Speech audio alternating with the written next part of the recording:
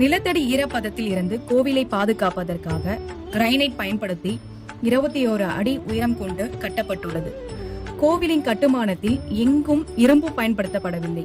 கோவிலின் அடித்தளம் 14 மீட்டர் தடிமனான ரோலர் காம்பாக்ட் செய்யப்பட்ட கான்கிரீட் அடுக்குடன் இது செயற்கை பாறையை தோற்றத்தை அளிக்கிறது. கழிவுநீர் சுத்திகரிப்பு நிலையம், நீர் சுத்திகரிப்பு நிலையம், தீ பாதுகாப்புக்கான நீர் வழங்கல் மற்றும் ஒரு மின் நிலையமும் உள்ளது. 25,000 பேர் தங்கு வசதி கொண்ட யாத்திரியர்கள் வசதி மையம், மருத்துவ வசதிகளும் லாக்கர் வசதிகளும், கோவில் வளாகத்தில் குளியலறை வசதிகளும், கழிப்பறை, கை கழுவும் தொட்டிகளும் போன்ற வசதிகளும் உள்ளது.